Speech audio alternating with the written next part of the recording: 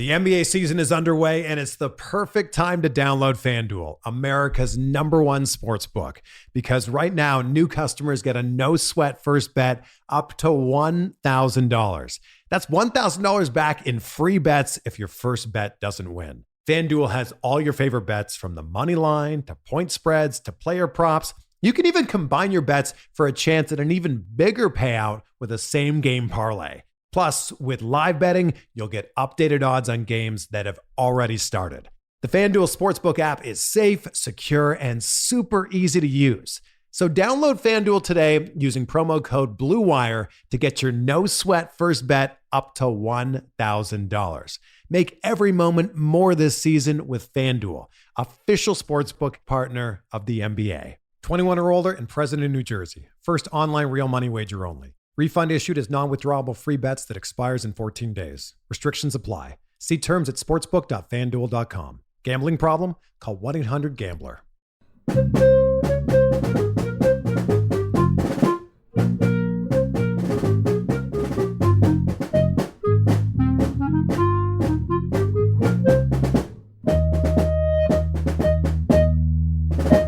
Before today's episode, I wanted to leave a brief note for you, the listener. We understand that no one listens to Final Fours on the schedule for non-sports related news.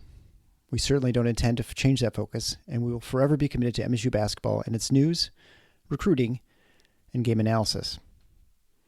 However, it would also not be appropriate to ignore what happened on MSU's campus Monday, February 13th, 2023, as it impacts every Spartan's life, including those of its athletics.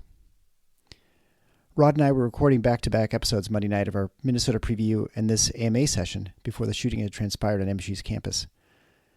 Obviously, by now all of you are aware that the Minnesota game was canceled, and as of this recording, it's unknown what the plans are to make up the game.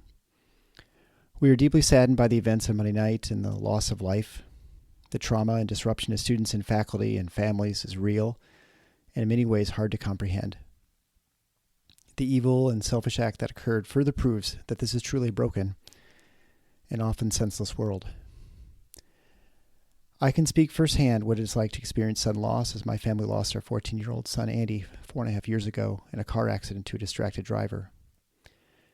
Grief is not easy, but it is human. At this point, I would say that whatever emotion you feel, even if it's many at once, is normal. Anger, sadness, fear, frustration, helplessness, they're all normal. They can change from day to day, hour to hour, and minute to minute. For those experiencing intense emotions from the shootings, I encourage you to deal with them in whatever way works best for you. Maybe it's crying, talking to others like friends or counselors, or spending time alone in your thoughts doing something like walking, running, chopping wood, or whatever can bring you peace. I'd only suggest that you deal with it and not try to suppress it. I've done all those things in dealing with the loss of my Andy. The pain is there, but letting the emotions come and acknowledging them is healing. The key is recognizing that there is not one way to reach the healing. Everyone moves at their own pace and path, and it's almost never linear. Perhaps more important is to allow others grace in their healing, with support, but an understanding that they may deal with it differently than you, and in a timeline different than yours. Sports are certainly not the most important thing in the world. There are many things that matter more, as the events on campus proves. However, sports, much like music, dancing, fellowship, and worship, are part of the human condition and add to the richness that is life. Surely we can live without them, but they make for a more full life and often provide a distraction from the difficulties we face. Also, sports bring people together in community, which is critical in times like these. People who would otherwise not come together do so for sports and arts, and allows us to express our humanity and why life is so worth living. So we're releasing this episode with the understanding that it may not be what you need at this time, but maybe it is. Listen on your own time and in whatever way works best for you. Hopefully this provides a little bit of healing or distraction that you need in your personal grief journey. This message was from Rod and me. Peace be with you, and go green. Hey everybody, it's Eric alongside Rod. We're here for our second Ask Me Anything AMA show. Because you guys are so awesome and you do so much to support the show, we're going to give back a little bit and give you extra content because, that's what we do. So I guess we'll begin with just questions. Now, we had a lot of questions, and so I just want to be upfront that we're not going to get through all of them. We want to try and make this a manageable show for both us and then for you listening. So we got to a lot of them. We'll have another AMA at some point. If you want your question, please feel free to submit it again and we'll try and get to that. All right. So we'll begin with Patrick Binienda. How do you determine if a team is at its peak? Stats or the ever-elusive eye test? Well, I think that, and I think this is true in every sport. There's obviously, especially over the last, say, 20 years or so, aided in large part, I think, by the development of social media and the ease with which you can share this stuff now. So it doesn't require you going out and buying, say, if he was still doing it, the Bill James handbook for those who are my age, who really revolutionized analytical analysis of sport in baseball, in that case, in the 70s and 80s. But you can get all this information now at the tip of your finger. I think that there's a perception from some people that it's all about statistical analysis. And I've never believed that's true. And I think the smartest people that I've ever heard talk about these things in any sport would never say, yeah, it's solely about what the numbers are telling you. For starters, these are games played by human beings, and basketball is no different, right? So right. If you want to try to tell me that, say, a coach having his finger on the pulse of his team psychologically, for example, especially when you're talking about college teams, so it's young people, if you want to try to tell me that doesn't matter, I think you're insane. I think you can also, we've been talking a lot over the last few days about Ohio State as an example of this, of a team where what your eyes are telling you, and not just your eyes, but the win-loss record is telling you, was not lining up with what the various metric systems, we'll call them, Ken Palm, Net, Bart Torvik system, on and on and on. And we're all, by the way, consistently viewing Ohio State as still being a very good team. Now, their blowout loss to MSU at home on Sunday has finally started to knock at least a little bit more reality into how they're viewed. I believe in Ken Palm, they sunk all the way to 50. They need to sink a little more to line up with what I'm seeing, but nevertheless, it's progress. So that's an example, right? If you're paying attention and you're watching Big Ten basketball regularly, not just that even, but also looking at the standings, those two things would be telling you, gosh, I don't think Ohio State's very good right now. And I think now we have pretty solid evidence that they, in fact, are not very good right now. When they go out, and this is not to denigrate Michigan State at all, but I think we would all agree that Michigan State is not a powerhouse by any stretch this year. No, they're a good, solid team with the potential to get better, but for them to go in anybody's gym, beat them by 20 plus, probably says something about the team playing at home to some extent, right? As opposed to just being, Michigan State played reasonably well, especially on the defensive end, but it also said something about Ohio State. But I think another example of this phenomenon, I saw people yesterday leading into the game getting tied up in knots over the fact that Las Vegas had Ohio State as a slight favorite, like 3.5 points. What happened? I think it's Las Vegas uses systems to at least to establish their line. And then, of course, it gets impacted by the money that comes in on either side.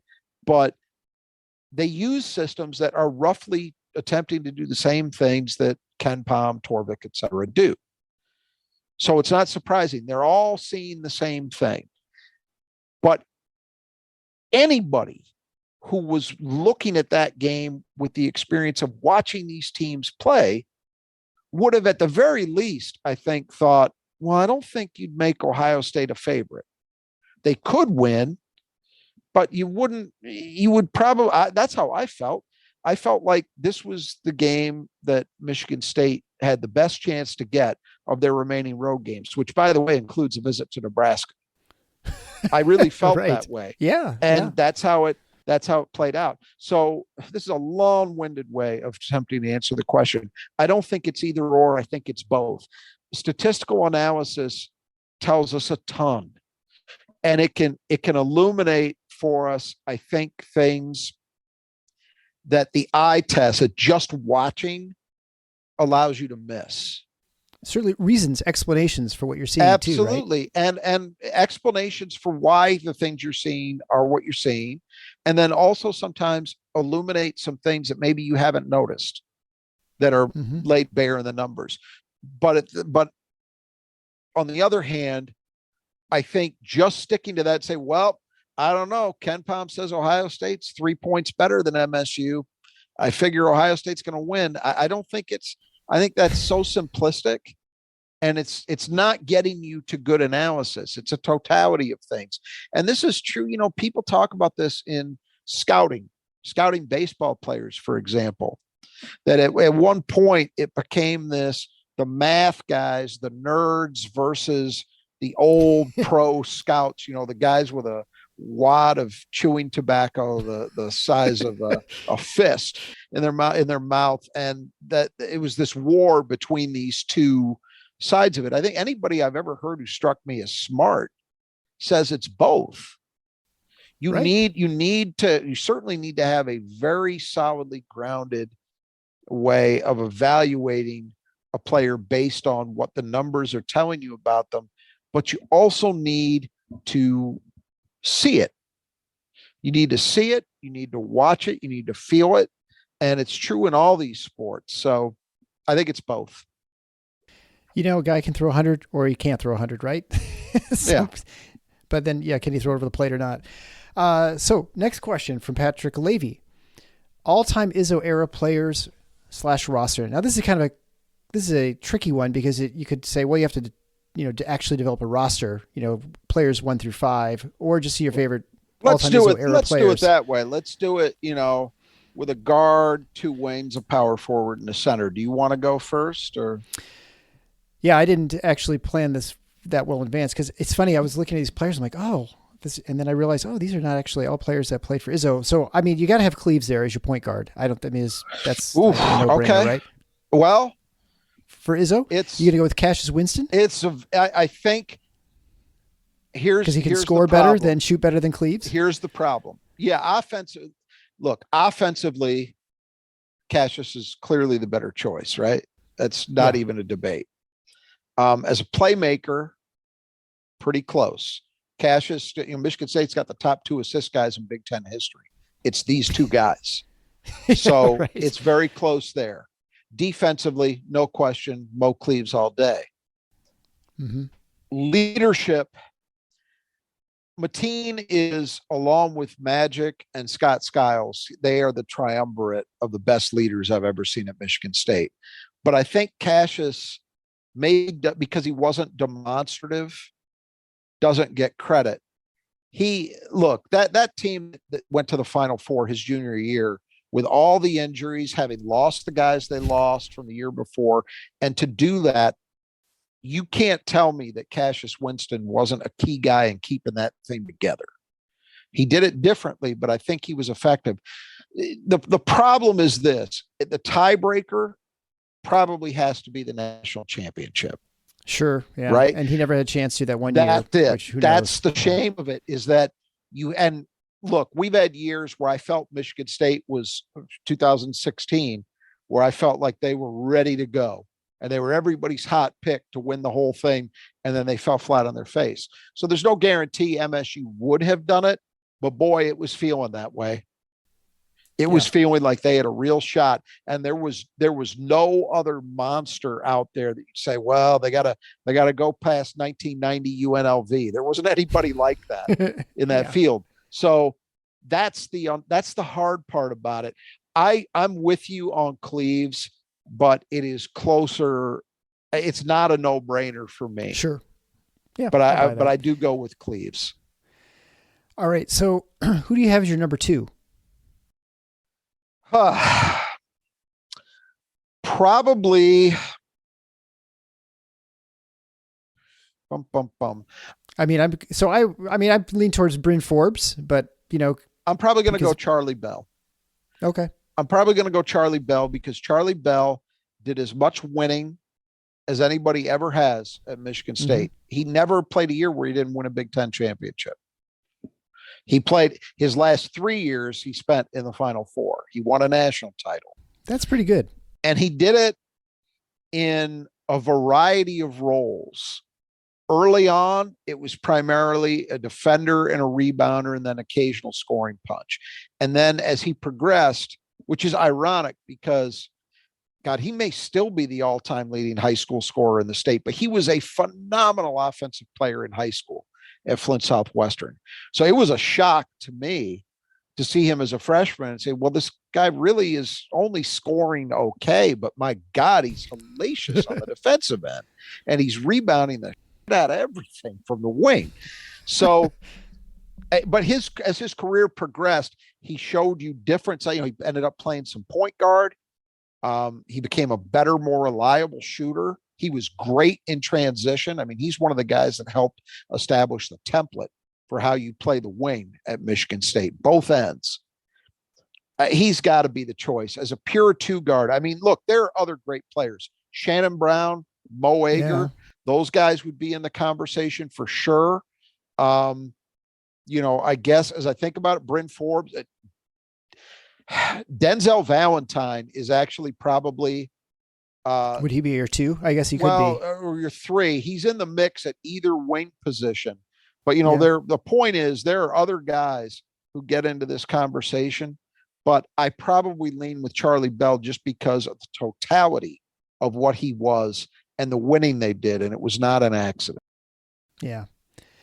So for your 3, boy, I tell you, the guy I love watching is Morris Peterson. 3 guys. 3 guys, in my opinion. Morris Peterson is 1. And you can say a lot of the same things that I just got done saying about Charlie Bell. He was a true triple impact player. He was a great defender. He was a very good rebounder for a wing. And boy, could he shoot the ball. And he was effective as a scorer, 3-level guy. Hard to not pick him. Jason Richardson. I think what hurts Jay Rich is he only had 1 year where he was a focal point. He was on that championship team and he was great as a freshman, but he was in a reserve role. His sophomore year, he stepped up and was phenomenal, but he had the best NBA career out of any of these 3 guys we're mentioning. But at MSU, I think you put him maybe a half step behind. Sure. Yeah, and then I think Denzel. And Denzel had the highest peak of any of these guys because as a senior, he was a National Player of the Year candidate. He was right there with Buddy Hield at Oklahoma. And just a phenomenal season. You look at his career numbers, man, and they are impressive. He was a phenomenal passer. We all know that. He developed into a tremendous shooter. He was always a great rebounder. He was a triple-double threat at all times. The one thing is, compared to the other 2 guys, Denzel got to be functional defensively, but he never got beyond that. Whereas Mo Pete and Jay Rich were both lockdown defenders. So I don't know. I think it's a really tough call. It depends what you do. You value consistency of a career and, of course, winning a national championship, which puts Mo Pete there. Do you value the peak more, which would give it to Denzel? I don't think you could go wrong either way. I'd probably go with Pete, but I could be talked into Denzel. And so the 4 spot, I mean, Draymond Green comes to mind. I can't think of anyone else you'd pick in the spot. I think it's kind of a no-brainer. It's him. I mean, look, they've had some really good 4s, but for the most part, the 4 position at MSU has been staffed more by guys I would say were unsung hero types than stars. You think about AJ Granger, right? Yeah. Sutton. Adam Ballinger. Goran Sutton played the 4 for a while. I mean, he was a 5 when they went to the national championship game, but he played some 4. So it's a lot of guys like that. I would say the only other competitor for Draymond might be Adrian Payne. Because AP, when you look at what he did those last 2 years statistically, and it's something else. I mean, he really had a strong close, an upperclassman portion of his career. But obviously, I'm not going to go against Draymond. He's the guy. No. And he made everyone better. I mean, the one thing. Absolutely. Right. I mean, he just made the team so much better. The most complete guy. He and Denzel, and I would give him the edge because he was better defensively than Denzel.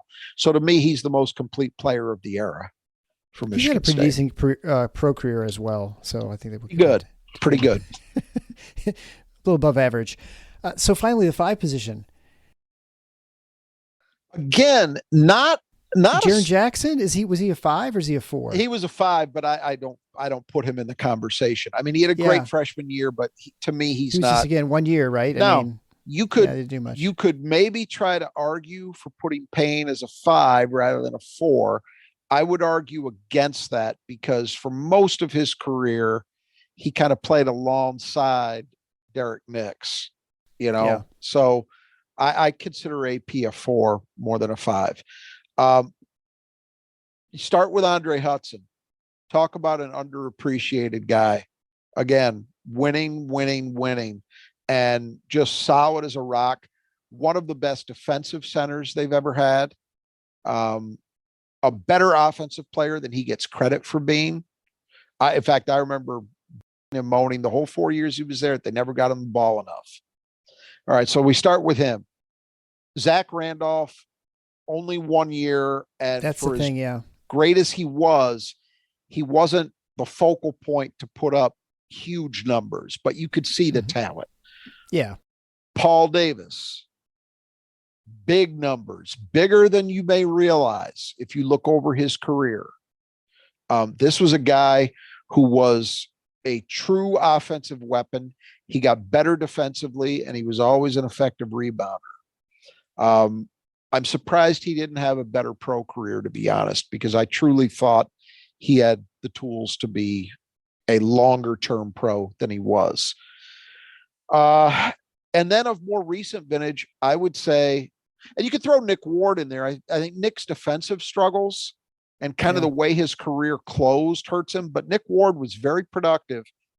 But the other guy I really think belongs in that mix is Xavier Tillman, because Xavier Tillman is there with anybody at the post position defensively for Michigan State.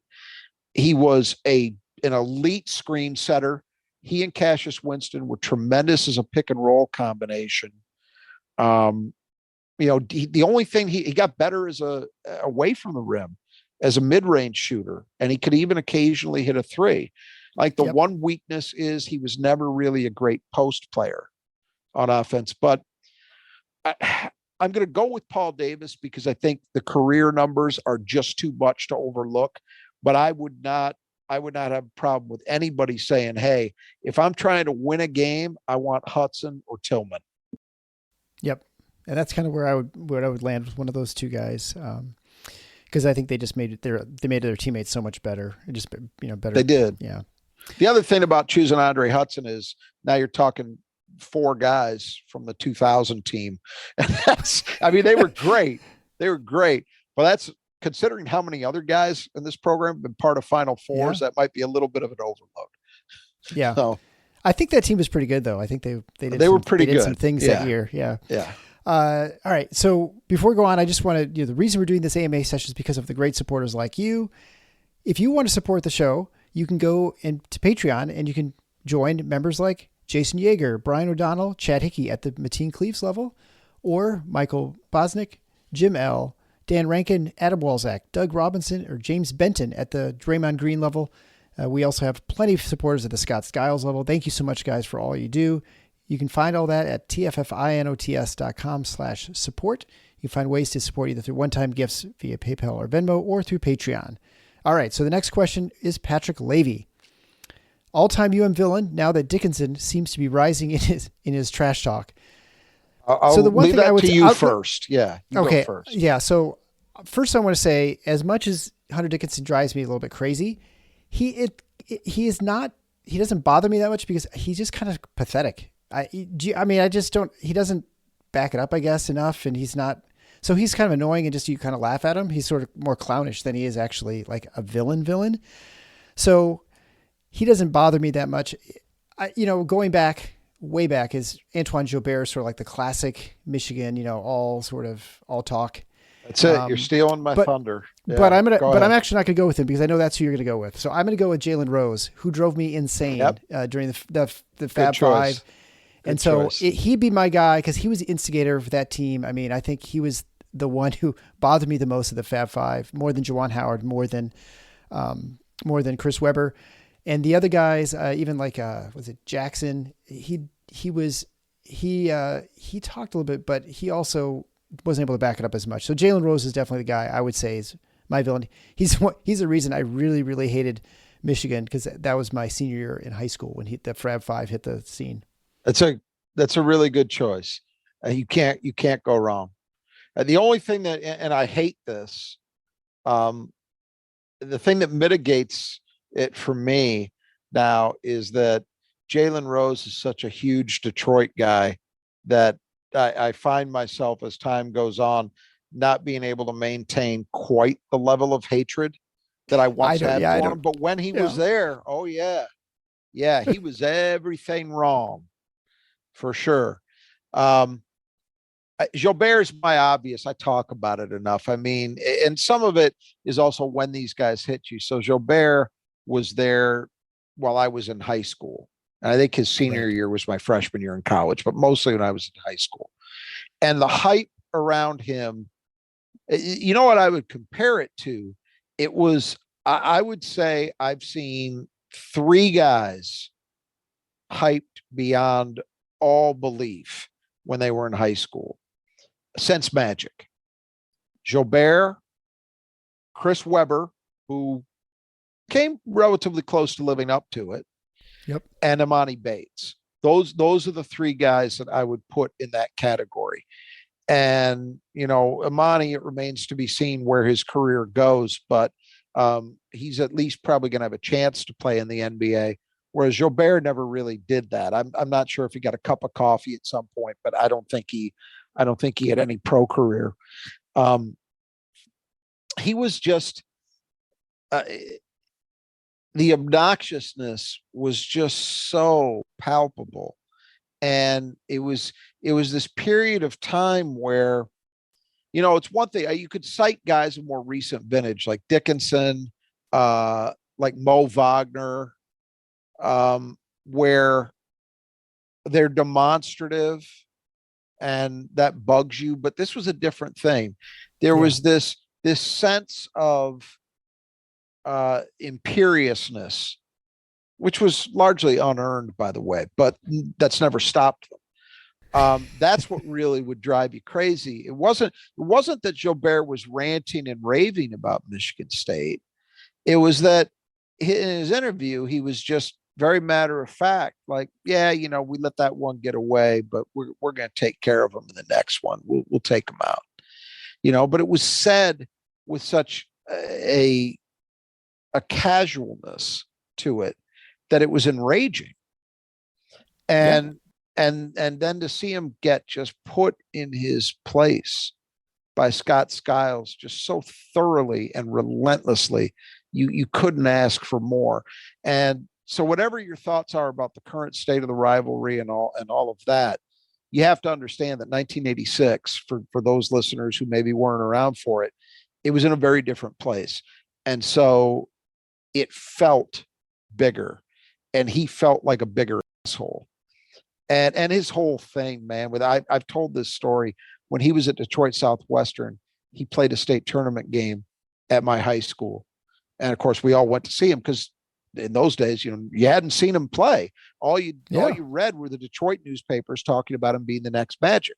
So this is a state quarterfinal game. I'm excited to see him. And he comes in. You had to be there, it was sellout games. So you had to be there early. And we saw them come in off the bus to walk into the locker room. And he's got a Prince style, and I mean Prince circa 1981, 82, a Prince style Jerry curl. And he's got a full length fur coat. He's a high school senior.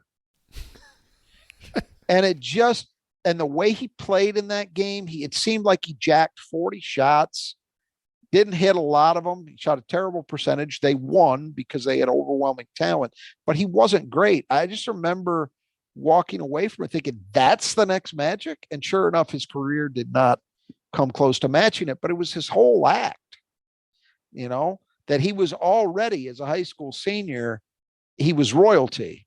It was just hard to take. So he's always going to be number one for me. Jalen Rose, a really good choice. I agree with that. I guess if I think about it, even though John Beilein was a guy who's a great coach, and obviously I could say that now, and his demeanor was one that you really couldn't get upset with him very much, a real rarity for a Michigan head coach.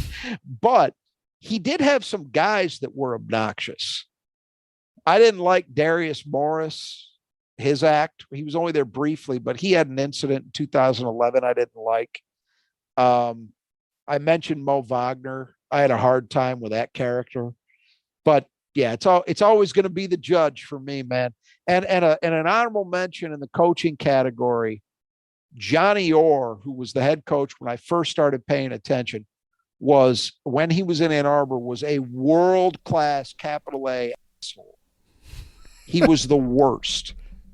When he moved on to Iowa State, I grew to appreciate him a little bit more, and he actually was a funny guy, but he didn't strike the young version of me as funny at all when he was at Michigan. He was a jack. It's really tough to try and describe this to people who are probably under less than 35 or 40 even, what the situation was in the state of Michigan in the 80s and 90s or early 90s, because, Michigan was a hugely dominant football program for right. as long as we were young. Right. And there was an absolute arrogance, and in basketball for Michigan State. Yeah. They had the NCAA tournament victory in 79, but they really were, like you had mentioned before, like NCAA tournament twice in the 80s. They weren't like some, powerhouse or anything like that. So it was really hard. I mean, it was hard to get, it was hard to take, I guess, for the arrogance of the Michigan fans.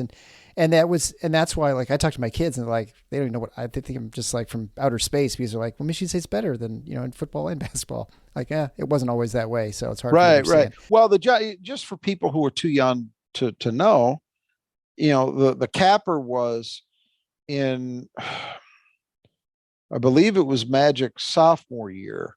It was whatever year it was that they split, and Michigan actually won the game with no time on the clock, with free throws, with 0-0 on the clock, if you can believe that. Keith Smith was the guy who hit him to win the game at Jenison. And Orr goes running off the floor, blowing kisses to the crowd. I want you to imagine a head coach doing that right now. Just try to picture it. I mean, now the other side of it is, imagine a coach in 1977 trying to slap or punch a coach of the opposing team in the handshake line. So it's not that things are much better now than they were then. They're just different.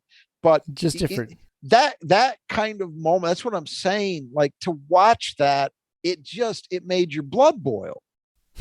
I was like 9 years old or 10 years old. I wanted to kill him. If somebody had come out with a machete and taken his head off, I would have applauded. All right. So the next question is from Jerry. AJ's freshman year, it really looked like at the end of the season, he would never pan out. I know it was just a year, but at the time, the feeling was that he needed to move on. At least that is how I felt.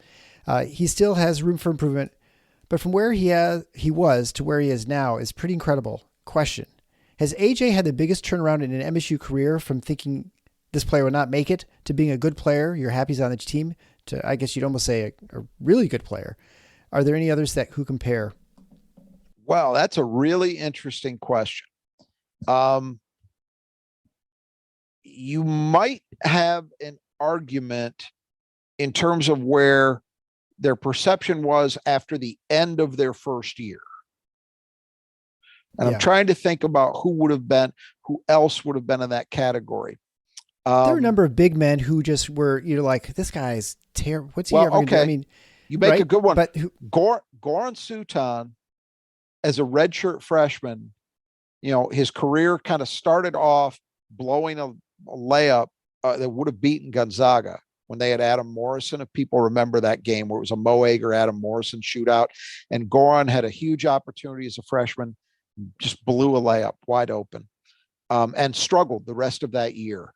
Nobody would have at that point, I think, projected him as a senior to be the most outstanding player of an NCAA regional, yet he was. So you're right about big men. That's one. And then other guys certainly started their careers off slowly and built. But at that late stage, and this is why I'm delineating between the two, there were guys. I will give you one prime example for me. I am embarrassed to admit it, but it was Draymond Green. I didn't understand the Draymond Green offer because and he is responsible as much as anybody else for changing this mode of thought, not just in me, but in the world. At the time, I thought, okay, he's been a great high school player. Saginaw's won everything. He's been there, but where can he play? What position is he? Because he wasn't a good shooter at that point. He was way overweight, so it didn't look like he could defend anybody. And yet, he was only 6'6". So you can't play him at the 5. Where's he going to play? Well, little did I know, Draymond Green was going to say, hey, positions, screw that. But by the end of his freshman year, it was obvious that he was going to be good. I don't know that anybody expected him to get to National Player of the Year level good, which he was as a senior, but it was obvious that he was going to be good, right? I loved Xavier Tillman as a recruit, but a lot of people didn't. A lot of people questioned whether he had the stuff to be a Big Ten player. I did not, but I will say this. When he came in his freshman year, I thought they might redshirt him because they were so deep everywhere. And in the post especially, remember, not only did they have Nick Ward back, you had Miles who could play some 4. You had Jaren Jackson coming in. Oh, and then you've got Gavin Showing and Ben Carter coming back from injury. So how the hell is X going to get any minutes? Well, again, by the end of that freshman year, it was obvious Xavier Tillman's going to be a player. I don't know that anybody thought NBA player, but you knew as a freshman. The one guy that comes to mind, but it is different, is Drew Neitzel. Drew Neitzel, if you remember, got inserted into the starting lineup for MSU as a freshman and was kind of just a glue guy. He was there to help initiate offense, but he rarely shot. He just kind of held, and yet he wasn't a dynamic point guard either, like we're used to seeing at MSU. But I remember there was a very well-publicized statement early that year. MSU, if you remember, that MSU team who got to the Final Four lost to George Washington in the non-conference. And I think it was at a tournament, and Gary Williams, the coach at Maryland, was there. And Gary Williams made some comment to a reporter. Somehow it got out that he had said something after watching Michigan State that, yeah, that's why you don't recruit point guards like that, something like that. And then, of course, Drew Neitzel becomes a great player as a junior and a senior, especially as a junior, where he just carried MSU offensively. So that was one where there was a lot of growth but I think people probably felt a little bit better about Drew than they did about AJ after their freshman years. I still think even there. So it's a really good question because I hadn't considered it. And the listener has a point. Yep. Maybe it is. Now AJ's not done. So we're going to hope we've got the rest of this year and another year to take that even further. But a lot of growth. Yeah. I'll mention an honorable mention. I think Travis Trice would be one who really wasn't anything as a freshman. Not that I think people wanted him off the team. He faced some injuries. He really didn't do anything until he became a senior. And then he was just like lights out. He was so good his senior year. But again, I don't think people expected him to leave the team or anything like that. So I think the listener's right. I think Jerry, I think you're right. I think AJ is probably, as far as we can tell, he's up there. Certainly. He's got to be one as I say, it kind of depends how you define it, because there were certainly guys that I questioned, at least one, about as much when they were recruited. But after a year of playing, not that changes it. Yeah.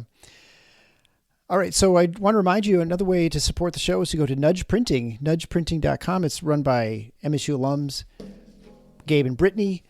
All Michigan-based Michigan apparel. You can go to nudgeprinting.com. You can get 20% off your order. Really great apparel. They've got decals for cornhole, for your computer, for your car, and not just Michigan State, other Michigan schools, except Ann Arbor, the one in Ann Arbor. So if you're Alma, you're divided, house divided. You got someone who went to Northwood or Northern Michigan or Western and Central. It's a great way to get gear for both of you guys, and especially. We want to get this stuff before summer comes up. So it's a great opportunity. Make sure you go to the checkout and type in Final Four for a coupon code to get 20% off your order. If you order stuff through our website, or if you get to the collection or Tiff Knots collection, anything you buy, the t-shirts, the hoodies, all the proceeds for those go towards our show. It's another way of wearing cool gear, comfortable, and also supports the show. So check it out at nudgeprinting.com. All right, so the next question is from Hazel Motes, who does a great contributor to us on our forum. And if you want to, it's free, our forum. So come on over to tiffknots.com/forum. You can interact with us and post questions to other Spartan fans. So his question is, what MSU players deserve consideration for being all conference? And I assume that means this year. I don't think anybody is going to be a first team selection.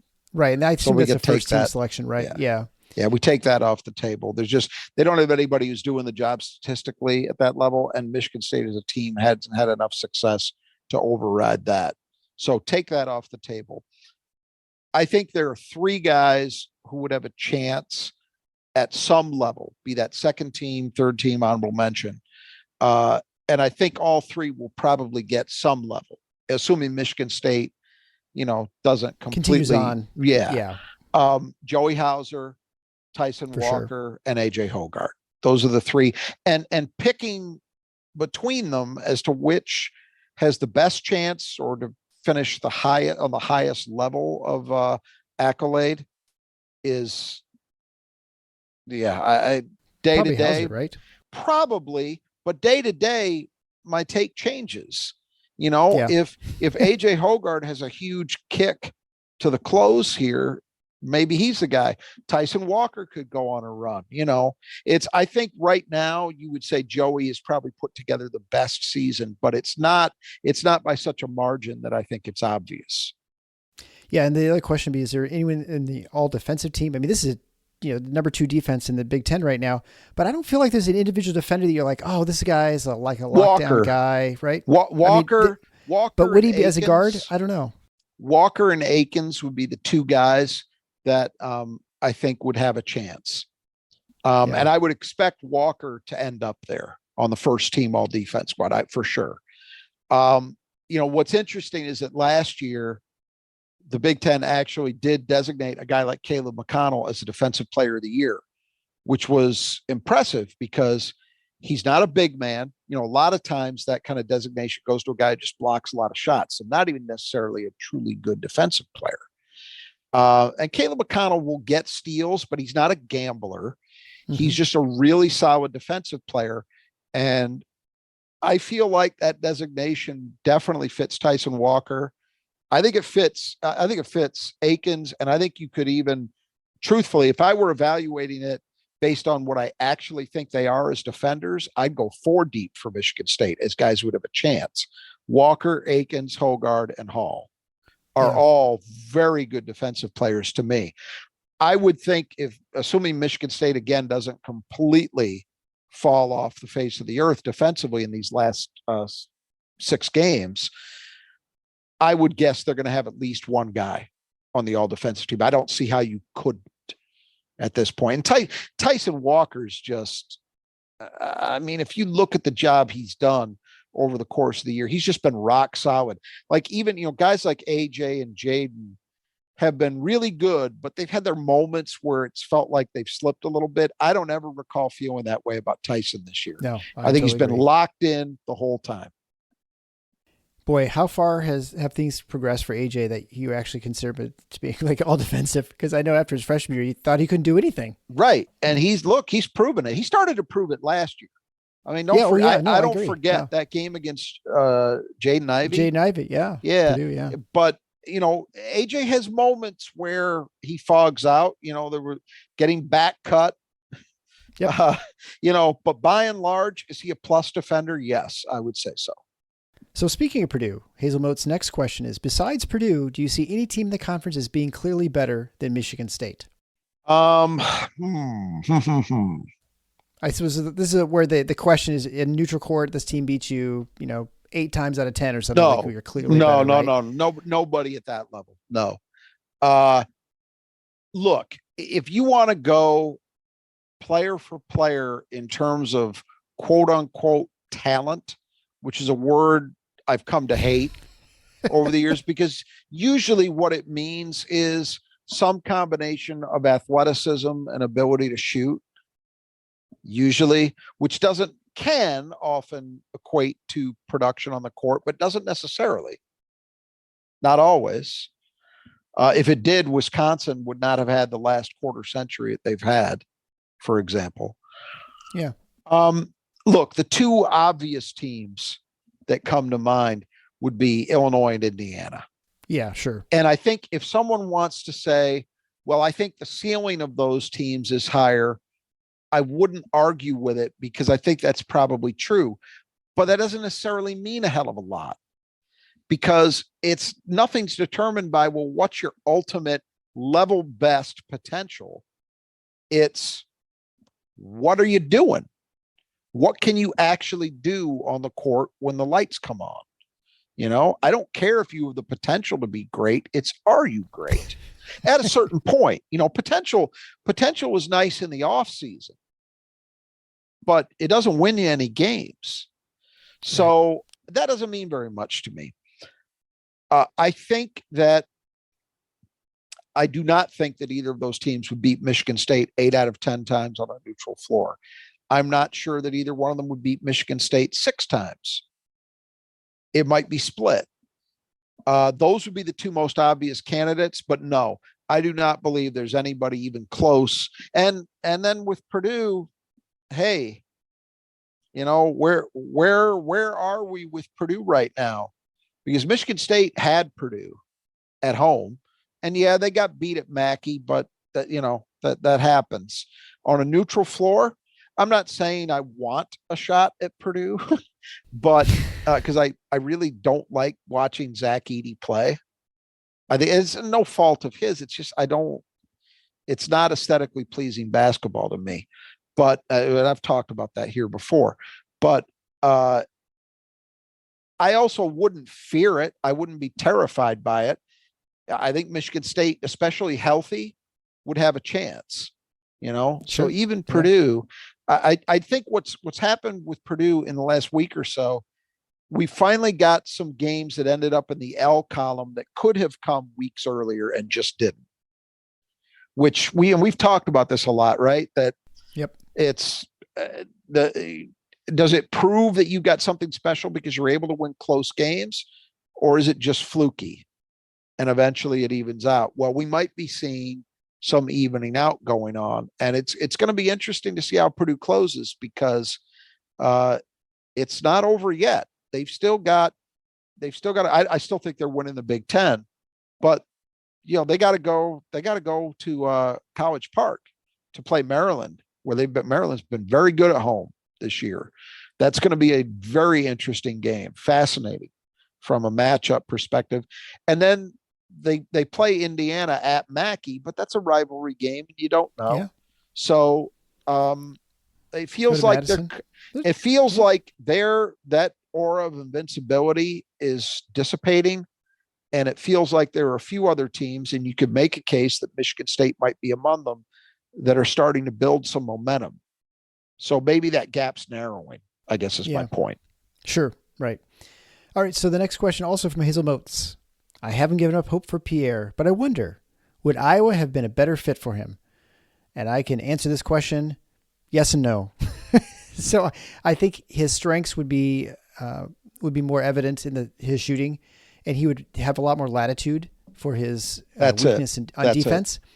But for Pierre, what would be better for him? I don't think, it always depends. What do you want to do with your career? Do you want to just score a lot of points as a college player, or do you want to move to the next level? I think for Pierre, and you've mentioned this many times, I think there's certainly potential there to be more than just a guy who can shoot. And so I think he's got to work on developing that and forcing him to focus on those things, because he wouldn't have to at Iowa as much. So I don't know. I also wonder too about the shape he's in, which is not fantastic. He might struggle a little bit at Iowa running up and down the court as much as they do and playing a full court press. So it'd be interesting to see how much he got on the floor anyway. Yeah, I'm with you on that. Look, you can maybe make a case that, well, look, going to Iowa and becoming a 20-point a night scorer, it doesn't matter if you're not required to play defense, because somebody's going to take a chance on you if you prove you can put the ball in the basket. Okay, maybe, although, I don't think that's really borne out by the evidence, but I get the argument at least. But if what you're interested in, and anybody should be interested in becoming a truly versatile, good basketball player, which means you rebound, you defend, you pass, and you score, you should want to be at a place, in my opinion, at least, and I'll admit I'm biased, but I don't think this is a crazy thought. You should want to be at a place where you're going to be held accountable to do exactly that, to develop your weaknesses, to become a well-rounded player. That's why, to use another guy as an example, I don't think Jackson Kohler could have made a better decision than the one he made to come to Michigan State. He's another guy. I don't know if Pierre was actually recruited by Iowa. I don't know that he was, but Jackson Kohler was. And I think they were considered a possible landing spot until MSU got involved. Would he have been better off at Iowa? I don't think so. Because we're already seeing Jackson Kohler starting to make some strides defensively. And I think he'll continue to make more. That's the best thing for him. Going someplace where all they wanted was for him to score, but they're not going to ask him to do anything defensively. How is that his best interest as a basketball player? I just don't see it. So the same things apply to Pierre. I think he made the right decision in that sense. And I'm encouraged by what we've seen the last 2 or 3 games from him, that he is starting to show signs of getting it. He's not nearly where he needs to be, but if by the end of this season we look back and say, hey, he strung together 7, 8, 9 games there at the end where he was guarding pretty well, that's going to be real progress. And I don't care, the 3-point shooting, because that's going to be there eventually. Whatever slump he's going through now, that doesn't worry me. Yeah, but defense looks good. Yeah. Yeah. All right, so we'll take another brief break just to mention that brothers that just do gutters, if you need gutter work and you live in the West Michigan region, that goes all the way from Saugatuck up to Muskegon, over to Grand Rapids, Lowell, Rockford. If you're around that area, you definitely want to make sure to have your gutters taken care of, because bad gutters lead to bad problems with your foundation, problems with the siding, problems aesthetically, problems with leaves. If you need your gutters cleaned out, you need them installed, need them repaired. The brothers who just do gutters do quality work. They're not sort of fly-by-night operation. Some guy like leaves a flyer in your mailbox saying, hey, I do gutters and other kinds of things. These guys, that's all they do. They do a very good job. Kurt Stauffer and his team will take good care of you. And if you reach out to them and mention Final Four in your email, they'll give you 10% off your estimate. You can reach Kurt at kurt.stauffer@brothersgutters.com. That's Kurt Stauffer at brothersgutters.com. You can find that link to his email and to the website. You can learn a little bit more about Kurt and why he is doing what he's doing with gutters on our website or on your podcast player in the notes. We'll take a brief little break for an ad from our sponsor and we'll be right back. Hi, I'm Ryan Reynolds, owner of Mint Mobile. And I know it's hard to believe Mint can be any good for just $15 a month. So let's ask Wasim Iknabi, one of Mint's first customers, if he has any issues with Mint. No, the service has been great. And under my ownership, it's going to get even better. How? No clue. Still $15 a month though, right? Yep. To learn more and see our logo, go to mintmobile.com/Spotify. New activation and upfront payment for 3-month plan required. Taxes and fees extra. Additional restrictions apply. See mintmobile.com for full terms. Okay, the next question is from Hazel Motes. Since Holloman and Fears are likely going to be MSU's only point guards in 2024, will Izzo be looking for a third? And I guess that they're always recruiting lots of people. I mean, I know the one that comes to mind is Darrell Fat Brooks, right? Out of he's Grand one. Rapids area. He's one, and Jace Richardson would be another one in the 24 class. So, yeah, it's a possibility. Whether they land either of those guys, I think, is up in the air right now. But they are recruiting two of them who could play at that position. And yeah, it seems pretty clear now that Izzo is not going to, he's going to do everything he can to avoid getting caught in the situation he was in 2020, where he just, now he didn't know that was going to be the case, but just the way it played out, that they didn't really have a good option there. He's going to do everything he can to prevent that from ever happening again. So that's where it's at. But yeah, where they go, I mean, obviously there's time for them to get involved with other guys. They could do that this spring or this summer at that position if they decided to. You could also, of course, always go into the portal, although for a point guard, that's not really, and again, you're thinking that would be a team with a junior year Holloman and a sophomore year Fears. There probably wouldn't be a role for an experienced transfer, right? Because so you would ideally want somebody younger who you could sell on developing for a year or two. But it remains to be seen. I would imagine it will not be surprising if they look to add one in that class, though. And finally, Keith Johnson asks, I'm constantly arguing on Twitter. Okay, I'm going to stop right there. Keith, you need a new hobby. You shouldn't be arguing on Twitter. So I'm constantly arguing on Twitter with the Tom should have gone to the portal crowd. Can you give me some more good points to use as the Tom should have gotten a 5-man opinion, or when Malik Hall was injured, Tom should have had 2 or 3 guys he got out of the vending machine, wings just in case. What do you say to these people? I mean, besides what things we've mentioned before, how can we help Keith? Real life is not a video game, and give them any one of a number of press conference transcripts where Tom Izzo has spoken to this. It's a dumb talking point. But there's so many of these. It's the portal is there because it happens to be the topic du jour, right? And for the simple-minded, it sounds like an obvious, easy answer to all that ails you. In other years, I remember for 3 years plus, there was a constant debate over why Michigan State did not elect to accept a commitment from a kid named Dominic James, who put up some good offensive numbers at Marquette, in favor of Travis Walton, who couldn't shoot. Well, Travis Walton ended up captaining a team that got to a national championship game. That's why. But it went on and on and on. And there have been so many the Tum Tum Nairn saga over 4 years.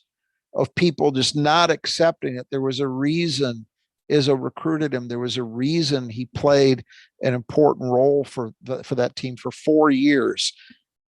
You know, the short answer to it is a lot of people are stupid, and you shouldn't waste your time with them. You know, I mean, well, that's totally true, right? People don't know. Just at a certain point, if somebody doesn't accept the reality in front of them, like however you want it, it's not going to go another way. Tom Izzo's made it clear. He does not want a program with a revolving door. He doesn't want to play video game. He doesn't. He wants to develop players over time. That's what he wants to do because it's been effective for him over a quarter century. And he doesn't believe, whether you do or not, doesn't matter since he's the one in charge. He doesn't believe that there's a reason to deviate from that. That is what has been successful and will continue to be successful. And if you don't like it, I guess I'd stop watching because it's not changing for as long as he's here. Just stop watching. And I think it's in many ways unfair, right? This is not a guy who's never had a transfer. I mean, there are 2 transfers on the team right now. He's just judicious in getting transfers. He's Correct. not getting like 10 guys, right? I mean, I'm not quite sure what people want. They want to use all the scholarship positions, maybe. But the problem is how do you really do that and have minutes that you divide a bunch of guys? Because no one's going to want to come to school and just sit on the bench, right? I mean, maybe Nick Sanders is, right? The portal is a 2-way street. So yes, you can bring guys in immediately and have them immediately eligible. But the flip side of that is if a guy who's already on your team sees you bring someone in and doesn't like it, thinks that it's going to cut into their minutes, they can leave. And then are you better off? So some of this stuff comes down to the culture that you establish. It's the way you go about doing business, and it's what you think is going to produce the best results. And if Tom Izzo hasn't earned the benefit of the doubt by now on knowing how to assemble a roster that works for him and produces results, I don't know who has. So, but again, cry about it, moan, bitch about it as much as you want. He's not going to do it any differently. He's told you this explicitly various times over the course of this season. It's not going to change. Doesn't mean they won't add a guy here and there. You're right about that. But this wholesale, it's not going to happen. Filling 13 scholarships, probably not going to happen. The one exception to that would be, there might be a possibility, say next year, where, and I'm not saying I believe this is happening, but I can't rule it out yet, that some guys who have extra eligibility might decide to come back, and play another year. That's possible. But that's going to be off the table too, once the COVID year exception is worked through the system. But to that point, there are, you almost want to have extra flexibility with your roster in some ways, and not using all your scholarships, so you can get people who decide to come back or decide you thought was going to go to the NBA and they decide not to, or there's just a lot more things in flux. And I don't know, I guess I'm especially irritated by the 5 thing, because I don't look out there and say, well, yeah, Zach Randolph was in the portal. I mean, there's no one who's like an obvious number 5 that you would take. I think if Trace Jackson Davis entered the portal, I don't think there's any hesitation Izzo would have had of going after him. Right. And there's an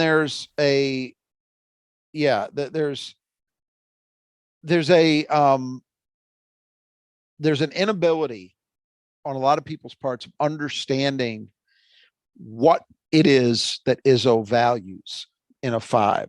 So, and also where they are in their career status. So it's one thing to take Jackson Kohler and say, okay, he's a freshman. He's got some great offensive tools, got a long way to go defensively, but he's a freshman. We're going to work with him. We're going to develop him, and we're going to get him better over time. It's another thing to take a senior who will not have the time to make that up and say, well, I'm going to accept this for a year. Again, not the way he goes about things. There's also a focus, for some fairly obvious reasons, to focus on scoring and rebounding numbers to the exclusion of what that player might be able to do defensively. And by defense, I don't just mean blocking shots. So that is a part of this whole deal that gets lost a lot. Yeah. Look, if there's one thing I have faith in overall, it's that Tom Izzo knows a hell of a lot better than I do what he's got and what he wants to add, what's out there and available for him, and I think he's earned some deference on that. I'll say it that way. I think that's a good way to put it. Well, I think that we'll wrap it up there. Thanks so much for the AMA session. I appreciate all the questions, guys. It was a great discussion. We'll probably do this again at some point. I'm not sure when. It's a busy schedule. But coming up next will be the Michigan preview as Michigan State heads into Chrysler Arena. So until next time, the Final Four is on the schedule. Go Green.